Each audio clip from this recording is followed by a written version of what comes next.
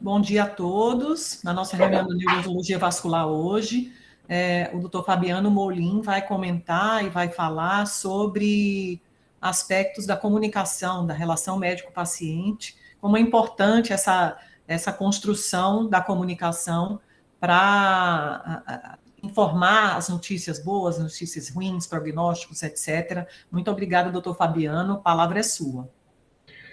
Obrigado, Mara. Obrigado a todos.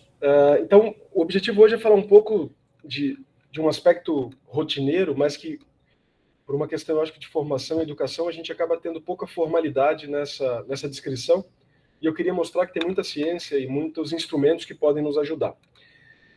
Vale reforçar que a gente, brasileiro, a gente tem uma naturalidade maior de comunicação, então vocês vão ver que tem muita coisa aqui que é muito estruturado, dá a impressão até de uma coisa meio robótica, mas eu acho que serve como parâmetro. Então, eu acho que, como todo guia, não é para ser absoluto, mas só como uma coisa um pouco mais instrumental e um pouco mais dinâmica nessa rotina e passos que a gente pode seguir para tornar essa relação melhor ainda, porque é isso, na verdade, que define muito da satisfação do paciente, define muito da capacidade nossa de fazer diferença na vida dos pacientes. O primeiro ponto fundamental é que a relação é uma troca, né? Então, isso é um pouco estranho falar e um pouco até óbvio, mas raramente a gente ouve, a gente costuma, na verdade, esperar a vez de falar, né? A gente espera, na verdade, a vontade. Quando você cansa e perde o fôlego, você deixa a pessoa falar e você, às vezes, está mais prestando atenção no próximo paciente que você vai atender, no que você já atendeu, do que fazer. Isso raramente costuma reproduzir uma relação de sucesso. Então, lembrar que tem uma troca, que tem uma ida e vinda, e especialmente que há um objetivo de sincronia. Aqui são um dos vários trabalhos riquíssimos que usaram instrumentos dos mais diversos, eletroencefalografia, magnetoencefalografia, ressonância funcional, para mostrar o que a gente chama hoje de sincronia cerebral, que é o papel de qualquer comunicação efetiva. Aqui é para mostrar, e as áreas aqui importam, mas não menos para essa área, para a aula, para mostrar que quando você tem uma comunicação de sucesso, você não consegue distinguir literalmente o cérebro de quem fala e de quem ouve. Você literalmente tem um coupling, tem um pareamento de funcionamento cerebral que permitem o objetivo maior da comunicação, que é essa sincronia. Esse trabalho com ressonância funcional e esse trabalho com eletroencefalograma, esse tipo hoje de metodologia tem expandido para muitas perspectivas. Tem trabalho em sala de aula, com professor e 28 alunos com EG, imagina a tarefa de você avaliar isso. Mas o que a gente sabe é que quanto mais pareado funcionalmente, do ponto de vista elétrico ou metabólico, estão esses cérebros, maior a profundidade de conhecimento, maior a satisfação da interação e maior o benefício, por exemplo, nas orientações e até na analgesia do paciente, como a gente vai ver daqui a pouquinho. Esse é só um dos vários trabalhos publicados na Nature, no Scientific Reports, mostrando exatamente esse privilégio de quando as coisas caminham bem. Não preciso nem dizer que quando a coisa caminha mal, a gente não vê nada dessa sincronia, pelo contrário, né? O cérebro, sempre que eu discuto algo que emocionalmente te chacoalha, você fecha, literalmente. Então, os trabalhos são claros aí para os dois lados, né? Tanto para o benefício da sincronia, quanto para o malefício, quando você quer discutir com política com seu tio-avô que não quer ouvir o que o presidente fez ou não fez. E uma coisa fundamental que a gente subestima muito é o papel na comunicação da linguagem não verbal, né? Claro que cada trabalho e cada linha da psicologia, antropologia, neurociência vão dar valores diferentes aí para o quanto que é verbal, quanto que é não verbal. O fato é que nós temos certeza hoje que grande parte da comunicação é não verbal. Tá?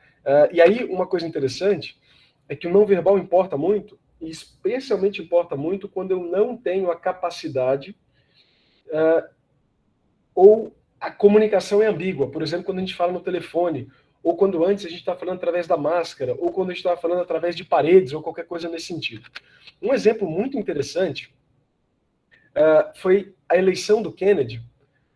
Quem assistiu por televisão achou que um tinha vencido, e quem ouviu por rádio achou que outro tinha vencido. Olha que interessante.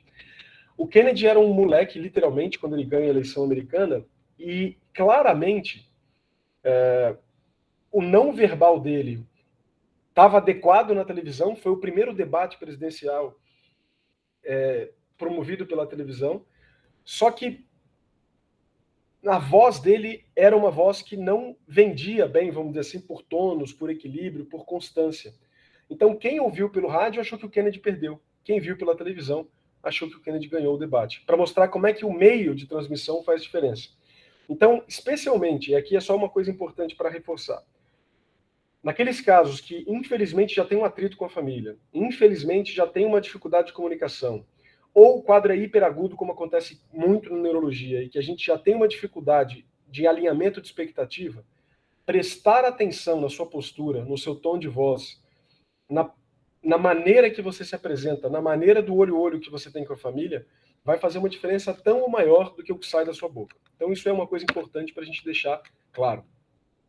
E aí uma coisa importante, né? Então a gente sabe que 2/3 aí da empatia e da confiança da família vem disso, e a gente tem evidência clara hoje, com trabalhos quanti e qualitativos, mostrando que tem alguns aspectos. E óbvio que o americano adora acrônimo, eu vou mostrar um acrônimo daqui a pouquinho. Mas o tom de voz importa, o tempo de olho no olho, ou o oposto, o tempo no prontuário ao computador, fazem diferença. Então, quanto menos tempo olho no olho e mais tempo no prontuário no computador, pior. Quanto mais inclinado para frente você fica, quanto mais balanços de afirmação ou negação você faz com a cabeça, melhor. A distância importa e o sorriso importa. Isso aqui não é bobeira, isso aqui são demonstrações não verbais de atenção. E atenção é a maior demonstração de gentileza que você pode dar para uma pessoa. Você ter uma pessoa que olha para você genuinamente, que presta atenção genuinamente, é uma raridade e, por outro lado, uma das premissas para uma construção de relação e confiança. Como eu falei, o americano adora acrônimo. Então, um dos acrônimos está aqui, empathy. Eye contact, muscle of facial expression, posture, affect, tone of voice, hearing the whole patient, your response. Então, e ele termina com your response no sentido de presta atenção como é que você reage, porque você pode quebrar muito desse rapport, quebrar muito dessa capacidade de interação com respostas inadequadas, ou frias demais, ou afetivas demais, quebrando um pouco do papel esperado que você deveria ter. Aqui é só para mostrar um desses trabalhos, publicado na PLOS ONE. Olha que interessante. Aqui avaliaram a postura corporal e a presença ou não do jaleco. Olha que interessante. Aqui foi tanto para homem quanto para mulher, só para mostrar aqui. Ó. Então o homem talvez fique até mais claro, né? Porque essa roupa da mulher talvez até pareça um pouco, mas só para mostrar. E qual que é a variável aqui? Homem e mulher, jaleco, não jaleco, afastado e anteriorizado. Americano é um bicho estranho. Assim. Consultório americano é essa coisa meio lixo, meio...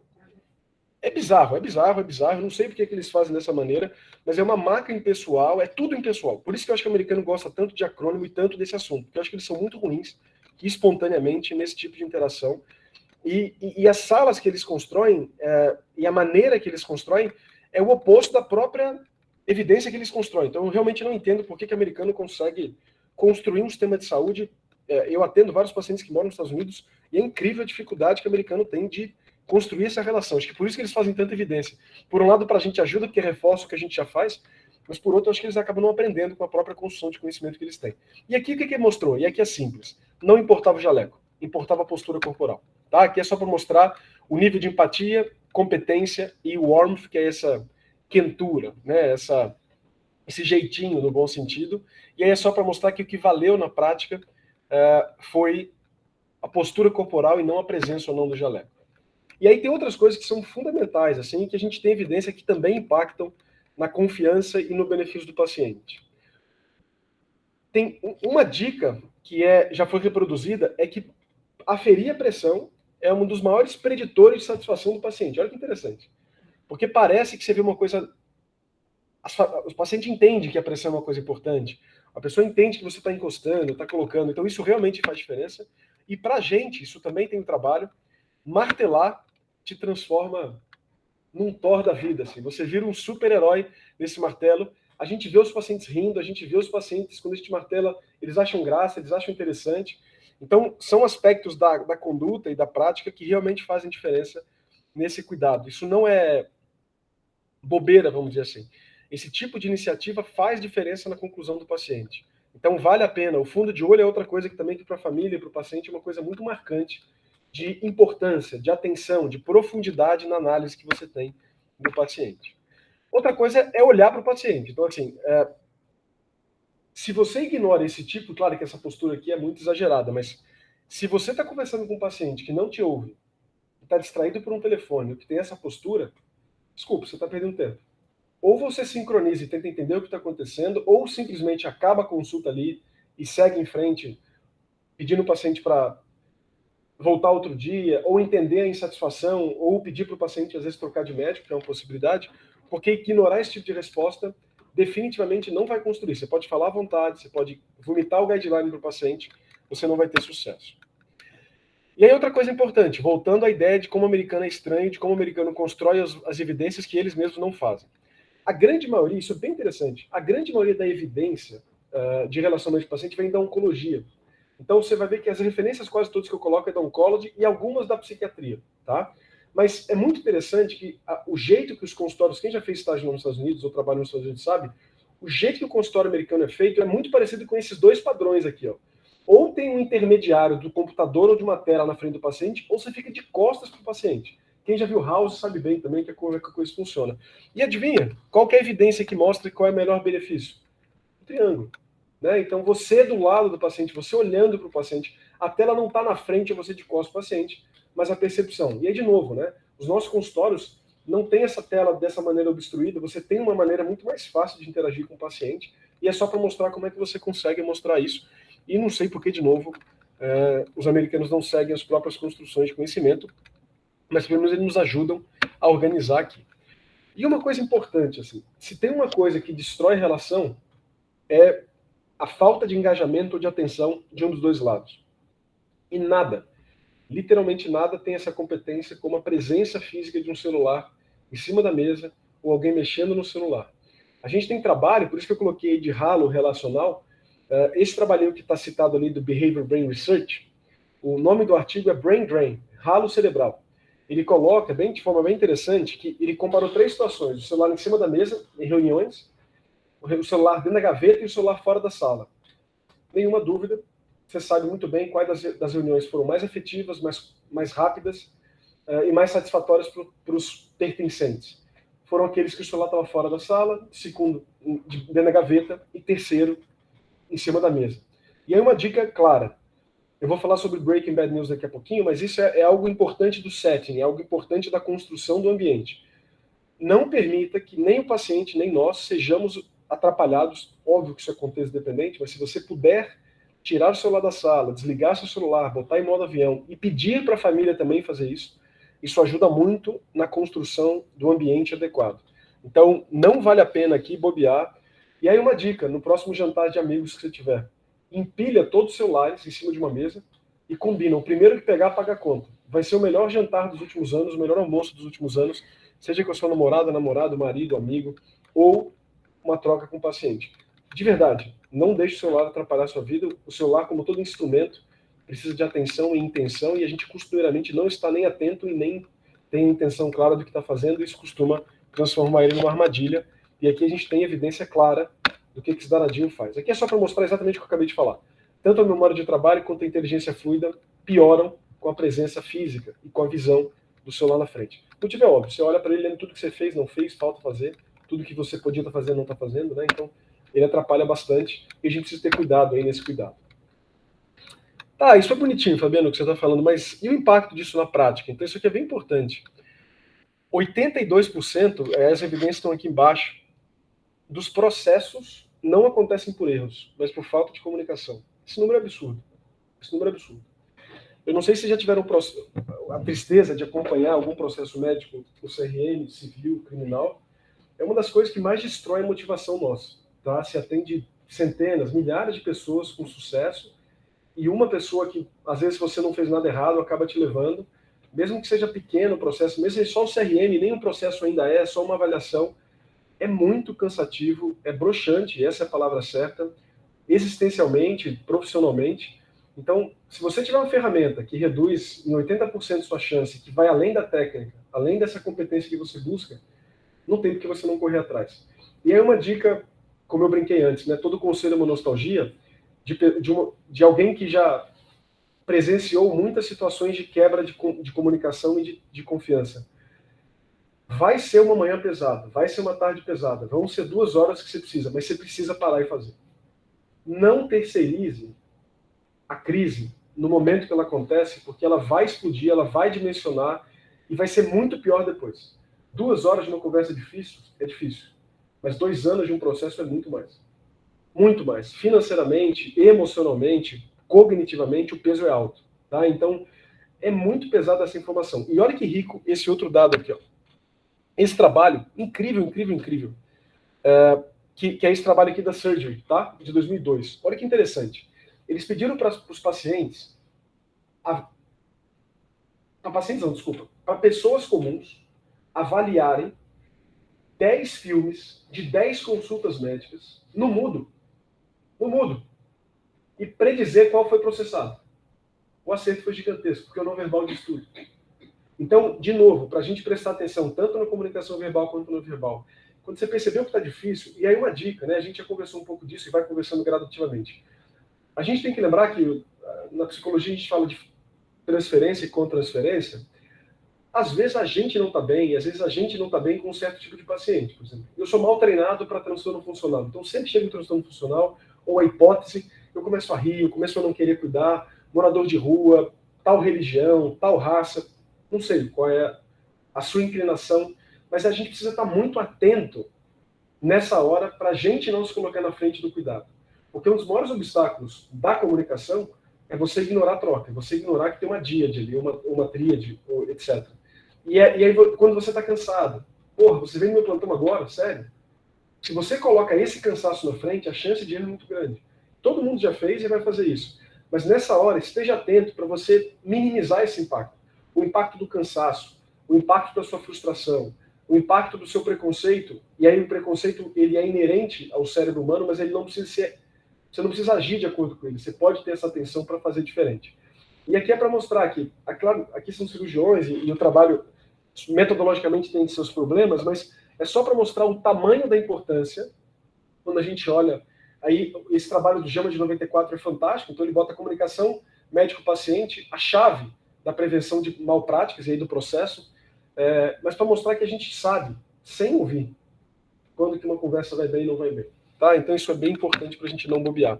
E olha que interessante, quando você avalia, ali estão as referências, desfechos em várias equipes diferentes, um preditor do desfecho é o grau de comunicação médico-paciente. Na fisioterapia, má comunicação piora o desfecho ortopédico. Na psicologia, você piora o desfecho cognitivo-afetivo.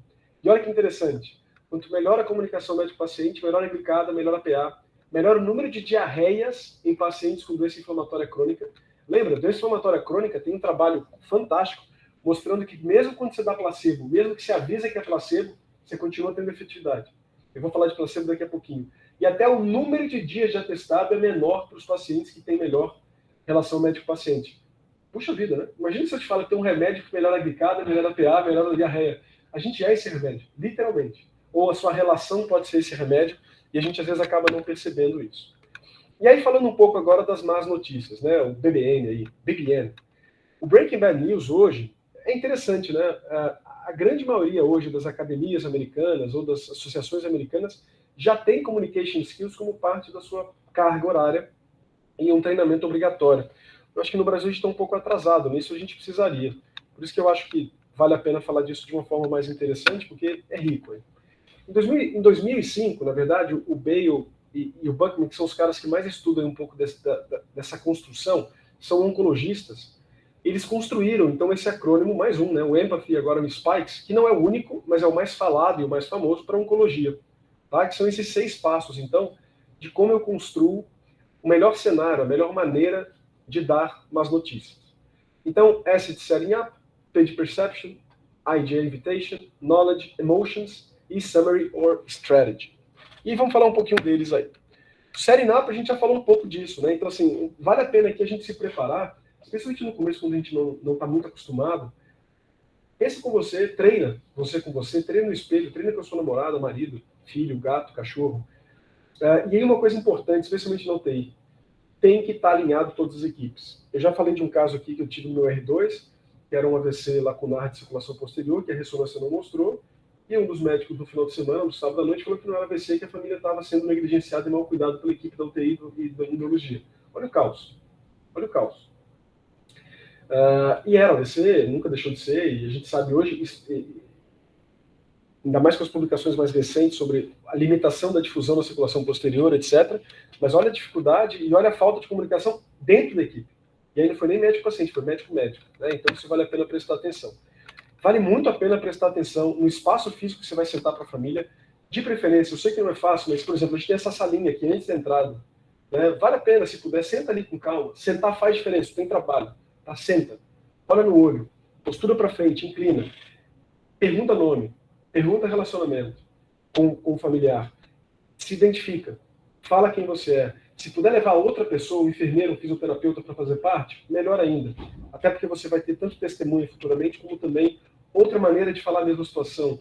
Ou uma pessoa que você possa ter uma boa comunicação, até para poder, talvez, com a família, guiar a conversa de outra maneira. Isso vale muito a pena. Né? E aquilo que eu falei das tecnologias, aí, especialmente celular, que não vale a pena.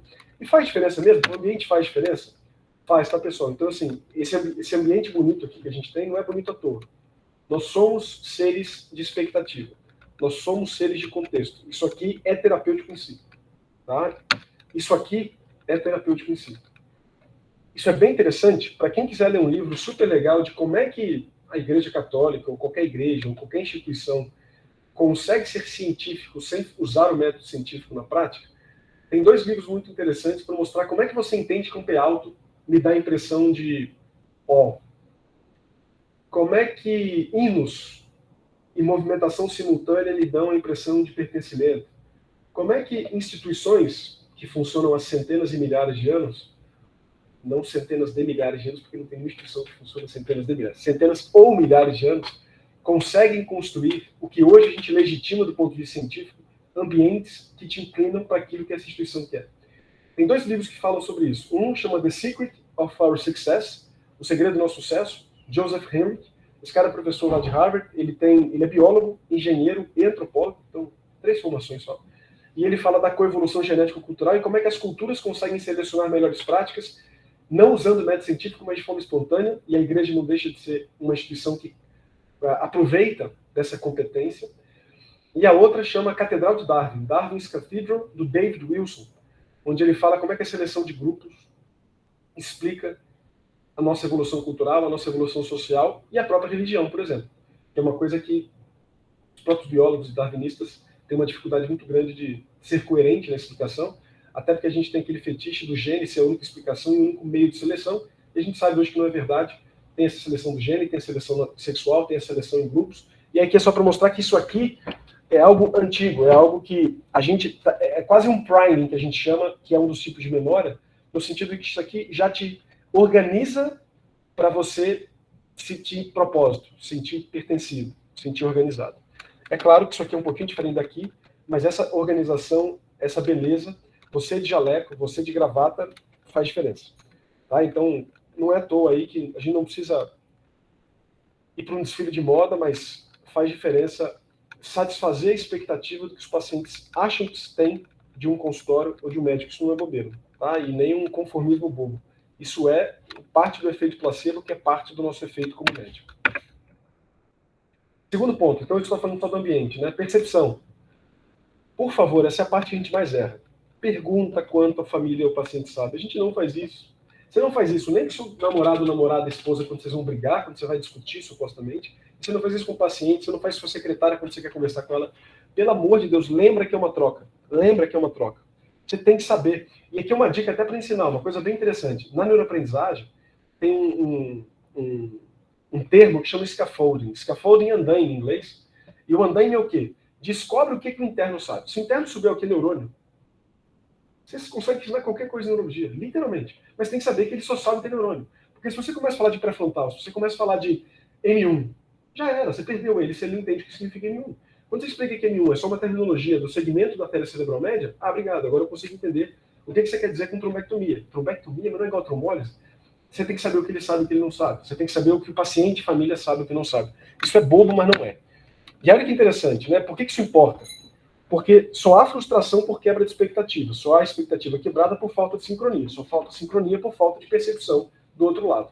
Olha que interessante, quando você vai estudar dor, 90% das drogas não mostram superioridade ao placebo na hora da dor. Por quê? Porque o placebo é extremamente competente. É o motivo de até hoje a homeopatia funcionar. A homeopatia funciona. Funciona. Placebo. E homeopatia para sistema imune e homeopatia para analgesia é gigantesco, porque os dois respondem maravilhosamente bem ao placebo.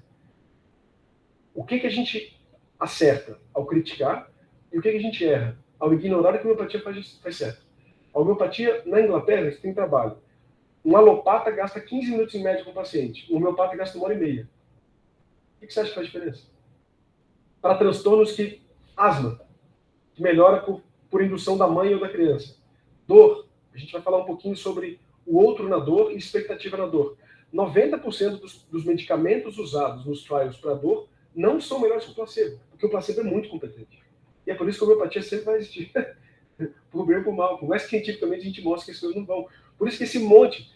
Isso é bem importante. Como é que é o nome da medicina que tem evidência? Medicina. Medicina complementar é aquela que ou não foi estudada ou foi estudada e não se mostrou eficiente. Mas por que esse negócio existe? Por que você vai ouvir hype pro resto da vida? Porque satisfaz. E isso é tão importante que mesmo na acupuntura, quando você divide os pacientes para aqueles que acreditam ou não na acupuntura, a evidência que a acupuntura funciona vai para água abaixo. A evidência está aí. Tá? E eu vou mostrar para vocês que por conta disso, hoje, você tem escalas de crença pré-trials de analgesia.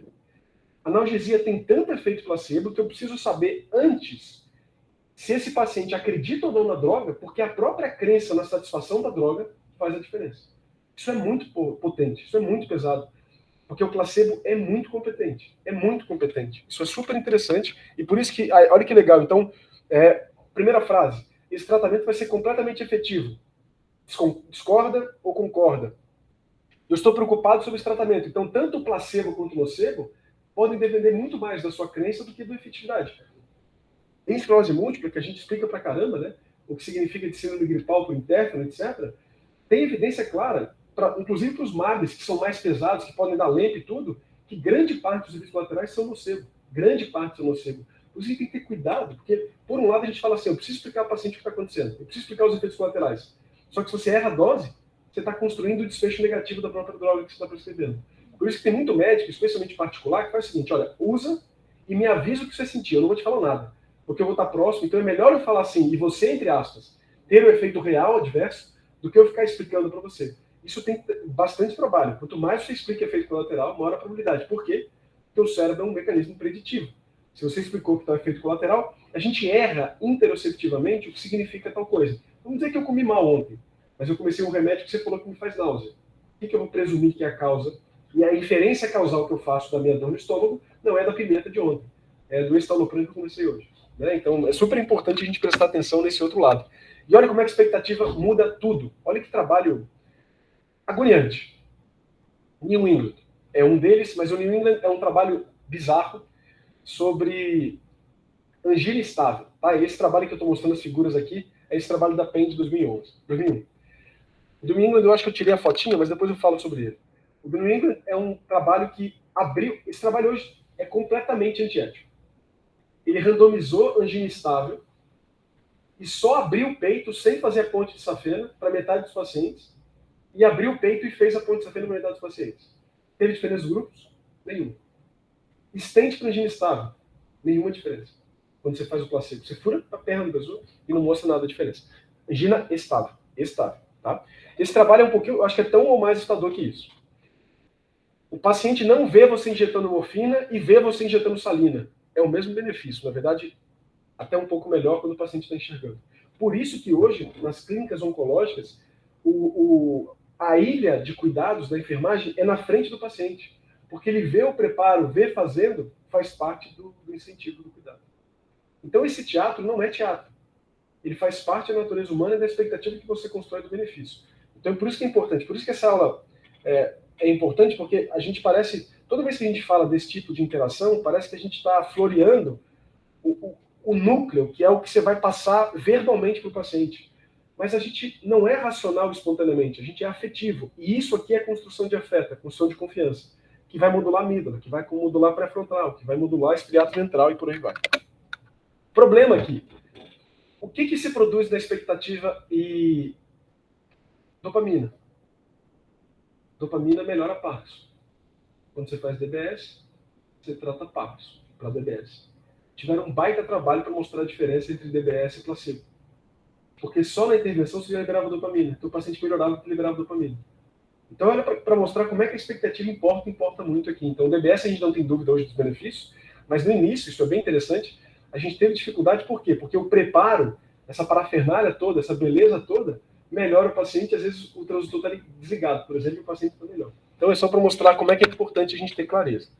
Então a gente falou de o setting, né, o S, o P de perception, por conta de tudo isso que a gente está construindo, o I, invitation. Isso é bem importante. E aí, americano, de novo, é um pouquinho mais formal do que a gente. Mas aqui vale muito a pena e eu vou mostrar 2 trabalhos da oncologia e da psiquiatria também. Eu acho que foi a Vanessa que perguntou sobre, na segunda-feira, sobre o quanto você diz, né? E aqui é muito importante. Vale a pena para o consultório a mesma coisa aqui, UTI e emergência. O quanto que o senhor quer saber do seu cenário atual? Então, uma dica, assim, você fala para a família, vamos dizer, no consultório eu estou diante do paciente com Alzheimer. Olha, agora que a gente conversou, agora que eu pude fazer exame físico, pude fazer uma triagem neuropsicológica, pude olhar a ressonância, seu PET, seu líquor, eu já cheguei a uma conclusão. O senhor quer que eu fale para o senhor, para a sua família? O quanto o senhor quer saber? Não, doutor, fique à vontade, pode falar tudo. Ótimo. Mas você entendeu? Eu perguntei o quanto ele quer saber. Por quê? Isso é bem importante. Porque a evidência, olha, esse artigo é bem interessante, é da psiquiatria. Os pacientes preferem um médico otimista ou pessimista, entre aspas? Depende. Depende do que o paciente quer. De novo, é uma troca. Não é vertical essa relação, ela é horizontal nesse sentido. Então, o paciente às vezes quer ser pessimista porque ele prefere trabalhar assim, ele prefere ver o copo meio vazio, e tem gente que prefere ver o copo meio cheio. E vale a pena, porque toda situação dá para você ter essas duas perspectivas, então vale a pena sincronizar de novo. A palavrinha-chave, sincronia, a expectativa do paciente.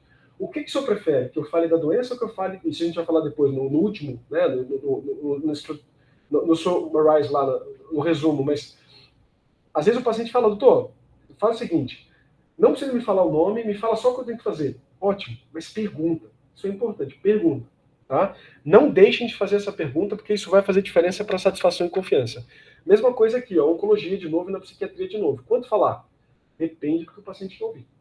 Tem paciente que quer ouvir falar, olha, aquele nódulo da mama é câncer, e vamos para o tratamento, e tem gente que quer falar, ó, doutor, eu sei que probabilidade não se aplica ao indivíduo, mas me diz aí, por favor, em média, qual é a minha chance em 5 anos de estar vivo, porque eu quero me organizar financeiramente, eu quero saber se eu aposento agora para curtir meu filho, meu neto, etc. Então, de novo, não sai falando porque você acha bonito, porque você está inseguro. Pergunta. Isso é bem legal, porque a gente normalmente acha que o paciente vai ter uma certa hesitação de um médico que permite tanta ação. É o contrário. O paciente se sente extremamente satisfeito quando a gente faz essa troca de forma adequada. E aí, o paciente te disse o quanto ele quer saber e como fazer. E aí, de novo, o americano gosta desse tipo de coisa. Você não precisa ser tão formal quanto os pais falam, mas aí vale a pena falar assim, olha, eu não tenho boas notícias para te dar. O americano gosta disso. Olha, eu gostaria de dar melhores notícias, mas eu não sei até que ponto, isso vale muito de cada um, tá? A minha impressão é que o que eu faço no consultório que eu acho que vale? Eu acho que vale a pena as últimas 2 partes. Eu vou devagar, então, por exemplo, vamos dizer que eu estou dando diagnóstico de Alzheimer. Eu vou explicando do começo o que significa o conceito de demência, o que significa quando o principal domínio cognitivo é amnésico, e o que eu espero no líquor, no PET ou na ressonância, e o quanto dos exames do paciente satisfizeram aquela expectativa. Fica muito mais fácil de entender. Então, eu acho que para o brasileiro a gente não está muito acostumado, olha, agora eu vou soltar uma bomba. Não é uma coisa que você está acostumado a falar. Então, isso é o que está descrito no Sparks, mas eu não sei se precisa obrigatoriamente falar. Então, o que eu acho que vale a pena é o quanto você está disposto a saber. Tudo, doutor. Então, tá bom. Então, segue no raciocínio que eu vou chegar lá. Por exemplo, da mama, do AVC e por aí vai. Olha, você percebeu que sua mãe ficou com o lado direito fraco? Você percebeu que ela parou de falar? Na tomografia mostrou essa hipodensidade. E mostra, isso é bem importante, a gente já conversou várias vezes disso. Não tenham medo de mostrar exames e mostrar exame de sangue, exame de imagem. Os pacientes não só entendem o suficiente para mudarem a cabeça ou para sincronizar, como isso tem evidência de muito benefício para o convencimento, né? Seja para um diálogo sobre, por exemplo, paliação ou qualquer coisa nesse sentido. Empatia, esse é um dos mais difíceis, porque a gente é mal treinado para lidar com a emoção negativa nossa, então a gente é mal treinado para lidar com as emoções negativas do paciente, tá? Pessoal, a gente vai desorganizar a vida do paciente, a gente vai desorganizar, não é a gente o problema, a gente está traduzindo o problema do paciente para ele. Mas não adianta, existe o viés do mensageiro. Você passa seu problema quando você traz a informação. Por isso que é importante você passear por que aconteceu na sua cabeça, porque não é a opinião do Eduardo. o Eduardo está traduzindo, teoricamente, o melhor da medicina naquele momento para a família. No sentido de, olha, isso chama-se HSA, ou o prognóstico dela não vale a pena a cranectomia, por isso, por exemplo, numa avaliação. Não é o Eduardo. O Eduardo transmitindo, está traduzindo todo o conhecimento que ele tem. Para a família é muito importante ter essa clareza. Eu não coloquei aqui, mas eu posso mandar no grupo depois, aquelas 5 perguntas do JAMA 2018 sobre 5 pacientes que o paciente gostaria de fazer para você e ele não faz. Então você se importa, você é o melhor, você, etc. É muito importante para a família ter certeza que você se importa. Ter certeza que você é o melhor no sentido de você sabe que você está falando de verdade. Às vezes, o nome... Por que tem gente que entra do jaleco do Oswaldo? Por que você não vem com um jaleco, sei lá, de outro hospital meia boca? Porque o Oswaldo é um símbolo de competência. Do Einstein, do Sírio, de qualquer coisa. Da USP, da Unifesp. Por que a gente usa esses símbolos? Isso é importante. Isso tem efeito placebo, também tem evidência. Canetinha do MIT. Todo mundo vai fazer um estágio de uma semana em Harvard e vem com adesivo. Né? Bota no carro da mãe. Harvard Sun. Né? Isso é um símbolo social de legitimação, de competência. Mas aqui na empatia é super importante a gente ter a tranquilidade de que não vai ser fácil. Não fala que está tudo bem, porque não está tudo bem. Não vai ficar bem. Eu estou palhando a sua mãe. Não vai ficar bem, entre aspas. Mas assim, cuidado, porque você está jogando uma bomba. E tudo bem, é seu papel. E a família vai chorar. Deixa chorar. Não fica, não, mas vai dar certo. Não vai dar certo. Você não sabe, você não controla todas as variáveis. Então, aqui é muito importante que a gente tenha essa atenção para a gente mesmo, para a gente aprender a lidar com as próprias emoções negativas. Porque se você não souber, você nunca vai conseguir fazer isso bem feito. Se você não tolerar a angústia de ver alguém angustiado, se você não tolerar a tristeza de ver alguém triste porque você falou algo, você não vai conduzir a reta final do Breaking Bad News. Deixa chorar, dê espaço, dê silêncio. Você falou, deu o nome, deu o diagnóstico, espera. Deixa chorar, deixa um lenço, oferece um lenço que você está percebendo que a pessoa está segurando. Pode falar, pode chorar. É muito libertador quando você fala pode chorar. É muito libertador. Muita gente despenca na sua frente e tudo bem. Você vai deixar. Você vai sentar, fica calmo. Quando você... E aí, isso é super legal. Então, e aqui uma dica importante. A gente não é treinado para a segunda coisa. Olha que interessante aqui, por exemplo. Olha. Nessa hora, toca o paciente. Se você achar que tem condição, então toca na mão, toca no ombro. Isso faz diferença, muita. Aquela PA lá do início que eu falei que faz diferença na confiança, é porque o toque, olha que interessante, outro trabalho de sincronia de EG. Você mostra a redução de dor pelo toque. Quanto mais próximo ou mais legitimada é a pessoa que te toca, maior a analgesia. Então, por exemplo, permitir a presença de procedimentos pequenos com o familiar do lado, se for homem, bota sentado porque você não vai se encopar, né? Homem é vasovagal nessas horas, vale a pena você ter esse privilégio do toque, da presença. Mas a gente também pode tocar o paciente. Toca no ombro, toca no braço. Eu entendo o seu sofrimento e estou aqui. Quando você tiver hábito a conversar do restante, a gente continua. Mas fica à vontade. E aí, uma coisa importante, não dá também para ter 6 pessoas na sala, nesse primeiro momento. E aí, por isso que é importante também, e é essa confiança, de falar assim, por exemplo, é um senhor que tem a esposa e 6 filhos. Talvez valha a pena a esposa e um filho, e aí depois que esse primeiro momento passar, ter todos. Você não dá conta, você, de construir empatia com todo mundo, você não consegue nem olhar para todo mundo, você vai ficar assim, igual um doido. Então, isso também é importante. E aí, talvez, nesse estágio de 6 contra 1, ter uma segunda pessoa, no mínimo, você também ter um par ali para você sentir um pouco mais confortável. Né? E aí é muito importante, né? Esse par tem que ser treinado minimamente nesse espaço. Porque imagina se ela já começa a falar da estratégia, antes de você perguntar, ela já começa a falar, então isso é importante prestar atenção. Isso aqui é só para mostrar, olha que interessante, né? A redução aí da dor.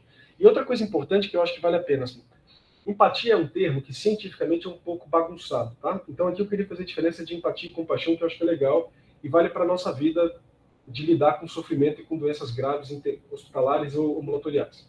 Aqui, a gente é neurologista, tem que botar um cérebro aí com neurocircuito, né? Senão não parece que é neurologista. Aqui é para mostrar uma coisa, um trabalho bem bonito, da Curran Paola, 2014, sobre o que significa para o cérebro ser treinado em empatia e treinado em compaixão. E aí eu queria mostrar para vocês uma coisa interessante e o conceito de um outro. Empatia é sentir a sua dor pela minha perspectiva. Então, quando o Eduardo fala de um sofrimento da família dele, eu estou sentindo a dor do Eduardo como se fosse a minha. O que você vai ativar no seu cérebro? Dor. Eu não quero sentir dor. O que eu faço? ou eu negligencio o Eduardo, ou eu vou tentar achar... Sabe quando você conversa com a pessoa, que a pessoa te dá uma resposta rápida e tosca e superficial, você fala, pô, que saco, o que eu tô falando com você? Se eu achasse que a solução era tão rápida assim, eu já tinha resolvido, né? Não, mas isso faz isso. Não, para, me ouve, me ouve. Por que a pessoa tem essa resposta? Porque você desencadeou nela circuito de empatia. É isso anterior. Empatia me faz sentir a sua dor pela minha perspectiva. Então eu literalmente sinto a dor, eu não quero sentir dor. Então ou você fica frio, você desconecta, ou você quer resolver logo. É a hora que você raramente é um bom amigo, um bom namorado ou uma boa pessoa para trocar. A compaixão é bem legal, a compaixão é diferente. Eu olho a perspectiva e olho a situação pelo seu olhar. Eu vou abandonar o meu framework, eu vou abandonar o meu point of view, a minha perspectiva, e falar assim, o que para Marina significa ter o pai dessa maneira? Não a minha visão. Entendendo quem é a Marina, como ela pensa, como ela funciona, como é que eu posso ajudar a Marina? E olha que interessante, o que você ativa? Pró-sociabilidade e proatividade. Então, ventromedial, área tegmentar ventral, substância nigra, núcleo accumbens, engajamento, sistema de recompensa. Então, toda vez que você treina compaixão, que é olhar a perspectiva do outro e não a sua, você acaba progredindo e sendo melhor. Imagina aqui no PS, agora a porta está fechada, a coisa está mais simples, mas a gente atendia 40 pessoas por dia, só história desgramada. Se você é empático o dia todo, você morre no final do dia. Você está morto no final do dia. Como a maioria de nós está, porque a gente não é treinado para entender pelo lado da pessoa e não pelo nosso lado. A gente se coloca. E sempre que você se coloca, o ego vira um obstáculo. Porque quando você não sabe lidar com a emoção negativa e você me desperta a emoção negativa, você vira um problema que eu quero reduzir. Quando eu lido com compaixão, você não vira um problema. O seu problema me importa e eu quero te ajudar. Eu quero ser pró-social, eu quero fazer diferença. Então isso não é bobeira, não. Tá? Isso faz diferença, isso vai além da autoajuda barata. Qual é o maior treinamento hoje de evidência? Self-compassion, que é um trabalho, que é um treinamento dentro do mindfulness ou dentro do guarda-chuva que hoje a gente chama de atenção plena do mindfulness. Tá? O self-compassion é autocompaixão, então começa por você, isso é fantástico. Fantástico, por quê?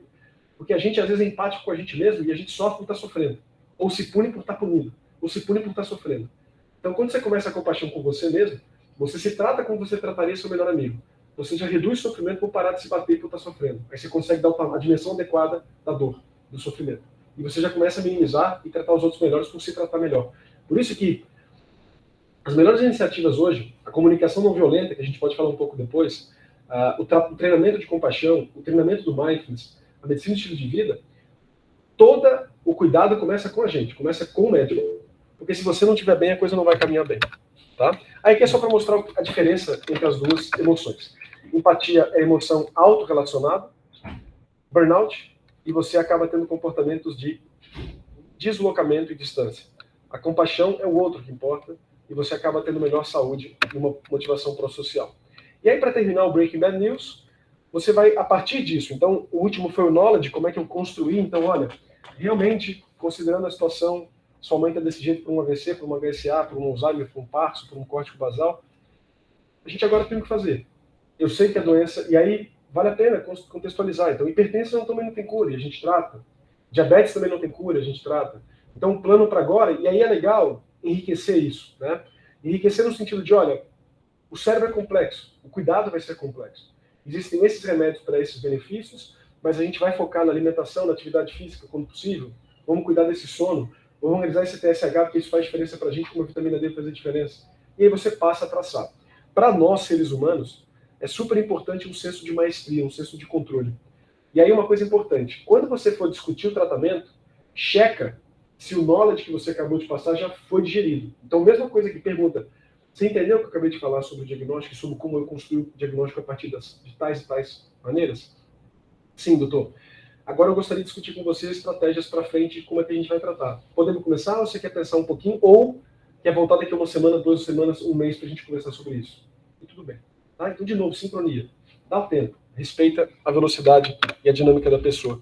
E aí, o nosso controle, a gente tem que prestar atenção, porque às vezes a gente quer ser muito maestro da situação e vale a pena ter essa dupla bem sincronizada. E aí é muito importante ampliar a maestria do outro. Isso é bem interessante. Isso chama de IKEA Effect.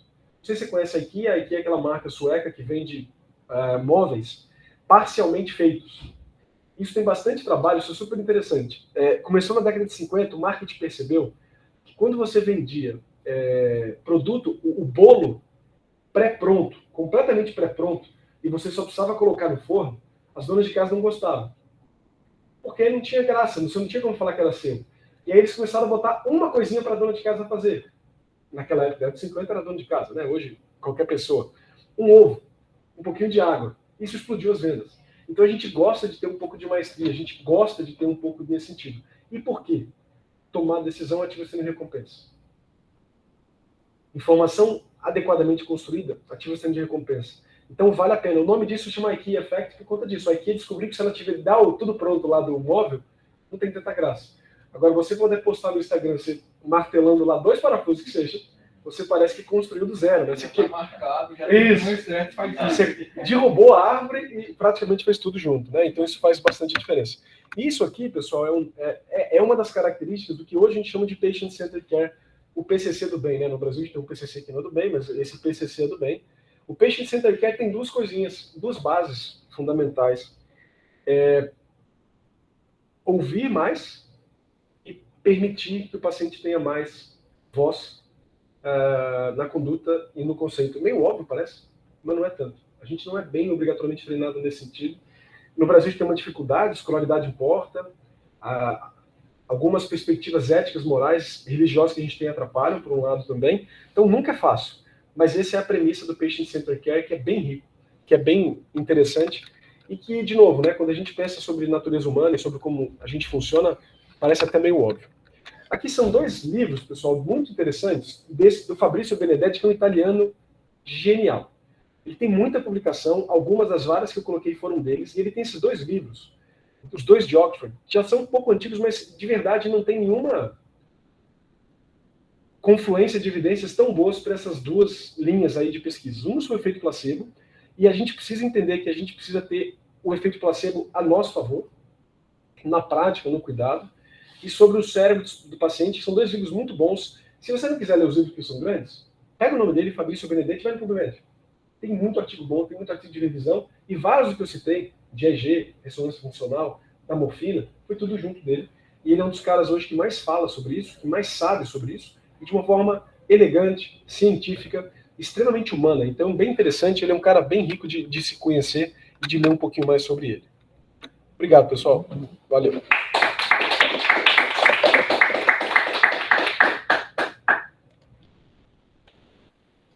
Só um comentário em relação à antecipação, lá que o senhor falou lá. E às vezes dizer que vai dar uma notícia difícil, né? Uhum. Assim, a minha experiência é pouca, claro, mas eu uso, gosto, mas a gente tem que ter cuidado com a maneira de falar. E com o suspense que você vai fazer. Perfeito. Então, se você alonga o tempo de fala, Perfeito. eu vou te dar uma notícia difícil. Aí começa a falar de outro assunto, o paciente parou ali, com a notícia difícil. Isso. Eu tenho uma notícia ruim para receber. Então, eu acho que vale a pena você antecipar, mas cuidado com o suspense. Antecipa, mas já imediatamente começa a dar a notícia. Eu vou te dar a notícia é essa. Perfeito. Não, então, eu acho que o legal do Spikes, assim, como todo guia, não precisa ter todo o espaço, mas a lógica funciona. Quem faz isso bem, sem querer, querendo, faz o Spikes. Então, o legal do Spikes, inclusive ele veio daí, ele veio da experiência dos oncologistas lá do Texas, que tem simplesmente o maior centro oncológico do mundo, para falar, olha, quem faz bem essa Breaking Bad News, sem querer, querendo, faz isso. Vamos treinar? Então, aqueles depois legitimaram. Treinaram pré e pós, etc., e mostraram que realmente você tem um benefício de todos os lados, tanto paciente quanto médico, a partir do treinamento. Eu acho que vale a pena você ver, treina e vai vendo que para você funciona. Tá? Mas os passos eu acho que são fundamentais. A técnica muito específica você pode flexibilizar porque funciona bem. Acho que a Lorena está até aí, a Lorena está lá nos Estados Unidos agora, inclusive, se ela quiser comentar um pouquinho desse funcionamento deles, acho que pode ser legal. Não sei se ela saiu, que eu vi a carinha dela mais cedo. Acho que ela saiu, então. Ela só mandou um oi e saiu. É que a Lorena está lá agora, está fazendo um estágio lá, então seria legal ver ela um pouquinho dessa questão do relacionamento de paciente. Mas fiquem à vontade, vamos conversar um pouquinho. Maravilhoso, Fabiano, muito boa mesmo a sua aula. Eu queria tirar uma dúvida em relação a especificamente qual é a sua opinião sobre a proposição de cuidado paliativo essa abordagem inicial, se você costuma compartilhar com a família, se você costuma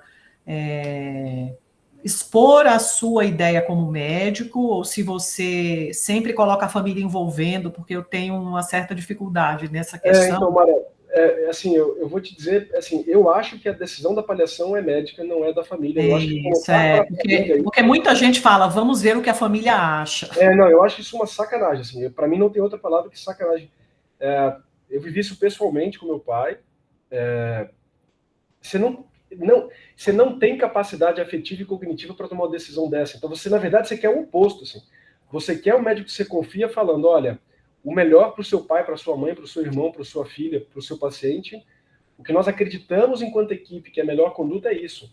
Porque você terceirizar para a família, a família não tem os mesmos parâmetros, a família não tem como ter naquele momento um discernimento afetivo e de conhecimento para isso. O que normalmente funciona, o que normalmente é fácil, é exatamente naquele knowledge construir. Olha, vamos pensar no HSA. É uma doença grave que tantos por cento nem chegam no hospital porque falecem, tantos por cento vai mal. O que aconteceu é que tem uma agressão inicial. Seu pai ressangrou, fez uma pressão intracraniana de tanto, a pressão arterial dele não conseguiu acompanhar, então ele ficou tanto tempo com uma pressão de perfusão. Claro que você vai traduzir isso, né? Mas abaixo do nível adequado. A gente tomografou e agora todo o cérebro dele está inchado, mostrando que ele infelizmente perdeu tudo aquilo que caracteriza a consciência. E a gente entende agora que a melhor conduta para ele é respeitar agora a dignidade, respeitar, etc, etc. Porque, exceto se for uma família muito alinhada, muito presente, e uma doença crônica, é muito difícil. O que normalmente acontece, Mara, são os dois extremos. É a família que já chega pedindo a paliação, porque já está sofrendo há 8 anos com neoplasia da 12ª infecção do ano, ou da decência cirúrgica, naquela peritonite grave, ou qualquer outra coisa. Ou a gente já vem com isso pré-estabelecido. Eu acho que a gente, quando joga para a família essa decisão, a gente não está ajudando. E a evidência do paliativo é alinhada nesse sentido. Então, não é uma decisão que a gente joga para a família, a gente comunica a família a partir dessa decisão. O que existe, tudo bem, é barreiras de comunicação, barreiras religiosas, barreiras filosóficas, mas inclusive você, como médico, entendendo que a melhor conduta é a paliação e a família se negando, você tem direito de não ser mais o médico do paciente ou da família e de trocar, porque aquilo não é coerente com o seu pensamento. Então, assim, inclusive aqui, eu sei, porque o André Pernambuco é quem cuida da enfermaria e faz isso muito bem, apesar dos residentes colocarem para a família essa decisão, não é assim que é treinado aqui. O treinamento é da equipe chegar a essa conclusão. Na maioria das vezes, há uma liberdade para discutir mais por que chegamos a essa conclusão, mas não de flexibilizar a decisão. Porque eu acho que se a gente faz isso, a gente dá um poder que não é da família para interferir em condutas que a gente já sabe como padronizar. Um conhecimento que a família não tem, né? Isso. Ou, mesmo que tenha, talvez porque você é uma família de médicos, não está no melhor momento afetivo para fazer. Então, eu acho muito complicado, e eu acho que isso vem da falta de treinamento de terceirizar isso para a família. Não é fácil, não é simples, mas o que a evidência mostra é que vale a pena seguir esses passos, inclusive no sentido de você definir essa conduta. Porque, por exemplo, para qualquer tratamento, a família pode falar, tá bom, obrigado, não concordo, tchau. Aqui pode acontecer umas coisas. Na avaliação, claro que é diferente, porque está no hospital, é muito difícil você ter outras equipes, apesar de vários hospitais terem equipes distintas da mesma especialidade.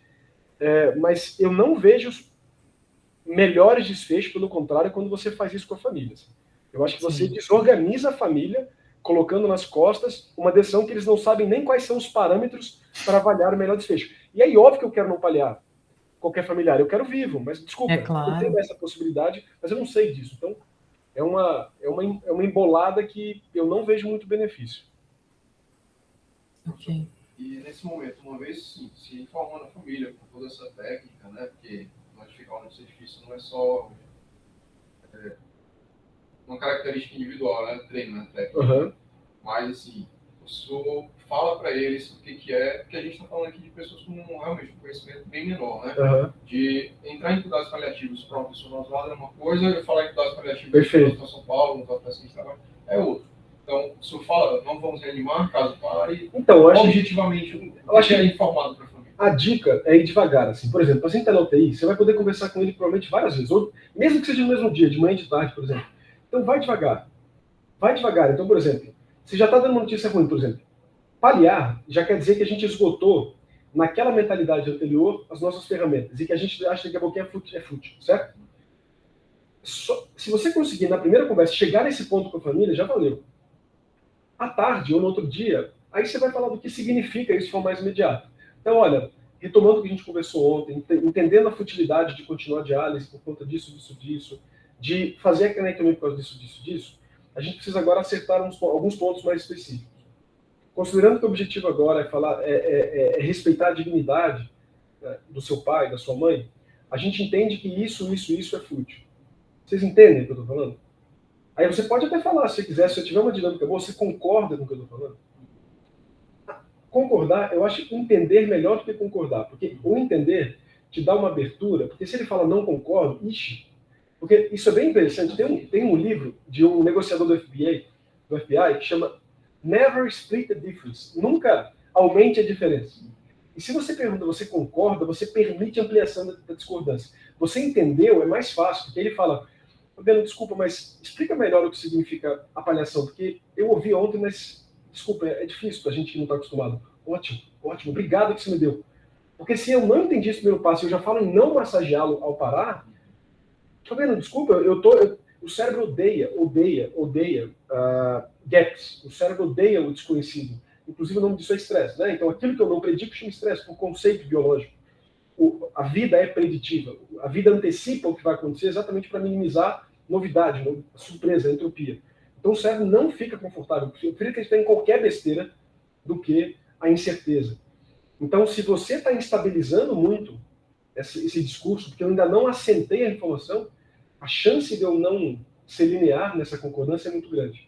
Então, a dica, isso vale a pena, e a experiência vai te dar isso, Dado. Vá devagarzinho. Então, assim, se no primeiro objetivo você conseguir passar as informações, já valeu. Por exemplo, e aí vale a pena conversar. Acabou de falar isso? Fala, olha, eu sei que é muita informação, hoje à tarde vai ter um outro colega que eu vou passar tudo que a gente acabou de conversar e ele pode explicar mais para vocês. Vocês preferem que eu continue falando agora sobre mais detalhes ou a gente pode deixar para um segundo momento para vocês entenderem melhor? A maioria vai falar, dá um tempo para a gente, por favor. E aí o importante de conversar. Então, mas daqui para frente, então, eu queria que vocês entendessem que o alinhamento com vocês já está com a família e a gente vai conduzir o caso dessa maneira e os detalhes a gente traz à tarde. Combinado, levanta, mão. Vai ter família que vai querer abraçar, abraça, isso sempre faz bem, tá? Não tenha medo nessa hora de parecer humano, isso não quebra, pelo contrário, isso exacerba a confiança e exacerba isso. Mas qual é a dificuldade? Às vezes eu faço parte de uma equipe que eu vou uma vez por semana no hospital. Difícil construir isso. Eu vou de manhã, porque de tarde eu estou no hospital. Então a gente tem que aprender. E aí qual que é a dica? Alguém vai ter que ser horizontal. E esse horizontal vai ter que fazer as conversas difíceis. Tá? E aí vale a pena ser alguém experiente, vale a pena ser alguém que tem essa capacidade. Pode até ser um intensivista. E você até ficar lá mais para responder detalhes da toma, caso a família tenha dúvida. Mas vale a pena ser alguém que a família vai ter essa interação contínua. Isso faz muita diferença. Todo dia tem alguém diferente, isso acaba atrapalhando. Que é uma das coisas que vocês veem. Quando o paciente vê vocês que cuidaram aqui, não tem no ambulatório, a felicidade dos pacientes é muito grande. É um privilégio ter vocês aqui, vocês lá. A gente vê isso o tempo todo. Então, o Rony agora trabalha praticamente fora, que trabalha no hospital e trabalha no ambulatório. Você vê como o paciente, parece que ele tem o anjo da guarda dele, continua do lado dele o tempo todo. O WhatsApp é um problemaço do outro, por outro é um baita efeito placebo do bem. Nossa, quando eu mandei mensagem, mesmo que fosse uma bobeira, o Fabiano respondeu. E outra coisa, mudando um pouco de assunto, mas falando da sincronia, deixa claro para a família o que significa a interação no WhatsApp e a interação por telefone com vocês. Se vocês não são aquela pessoa que consegue responder, que tem saco para responder na hora, fala, olha, eu vou responder no mesmo dia, mas eu não consigo responder imediatamente porque eu dou plantão aqui, porque eu trabalho ali. Também já deixa claro. Pré-combinado nunca dá errado, né? Então isso é bem importante deixar claro. Mas aí vai de novo, e você vai sentindo a família. Volta o Iron Man lá com aquela cara olhando para cima. Quando você vê que a família sobrecarregou, você vê que eles já não estão dando conta, e para. Eu entendo que agora as informações foram suficientes ou foram pesadas, então eu vou deixar vocês aqui. Volto daqui a 15 minutos para ver como é que vocês estão. Se vocês quiserem, a gente pode continuar ou pode voltar a conversar à tarde. Tá certo. Nunca vai ser perfeito, mas dá para ser sempre menos difícil. Difícil sempre vai ser, mas dá para ser sempre menos difícil. E outra coisa, cuidado com a nossa... Ao não saber lidar com emoção negativa, você posterga quando a família quer. Isso é feio também. É Alzheimer. Não fala que é um CCE, não fica inventando que é uma demência senil. Não faz isso. Olha para você e fala, aí, não sou eu mais importante, são eles. Né? E aí aprende a você lidar com você. Não é fácil, tá? Não é fácil. A gente não é muito bom com a gente mesmo, a gente se embrenha a nossa psicologia no meio dessa interação. Paliativo, quanto menos você lidar com a sua própria morte, mais difícil fica. Dá notícias ruins, quanto menos você lida com emoções negativas, quanto mais onipotente presente você é. Por isso que eu brinquei com os meus estudiosos, tive que ficar aqui, porque eles são os mais... Sempre é o anestesista, é sempre o intensivista, porque a cirurgia foi perfeita. Não dá para ser assim. Não dá para manter essa mentalidade. Doutor, e tangenciando um pouco esse assunto, mas que eu acho que faz todo sentido para a gente, neurologista, e a importância dessa comunicação, né, com o paciente, eu acho que nos transtornos funcionais, assim, é fundamental a forma como você aborda o tema e manter sempre o mesmo discurso com o paciente durante toda a internação. Não é nada não. Né? Como que não é nada não? Nunca pode falar isso, nunca. Então me parece que você não tem nada não. Eu acho que ajudou muito, porque às vezes a gente, no começo da carreira, a gente não tem experiência de abordar esses temas. Sim. Me ajudou muito uma aula que eu vi no Congresso Europeu. Eu estava no L2, eu vi essa aula, e essa aula dava assim, passo a passo de como você explicar, e aí eu comecei a usar isso no PSC. E aí o problema, o neuro fala que não é dele, o PQ fala que não é dele, o psicólogo não sabe o que fazer, e vira uma bagunça, né? A gente atende muito profissional de saúde, que é um dos fatores de risco para a transtorno funcional. Sim. Explicar para um colega o que é transtorno funcional e ele aceitar é o caos. Nossa. É o caos, mas funciona. E aquilo é importante, assim. A transtorno funcional hoje é afirmativo, não é de exclusão, então para de inventar exame.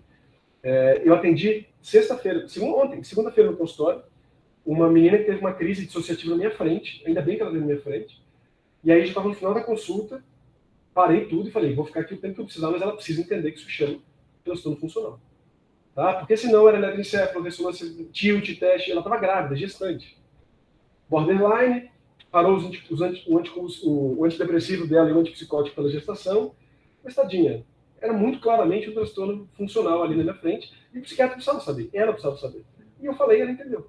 Como boa border, tá bom. Tipo, é aquela coisa meio dissociada. Tá bom.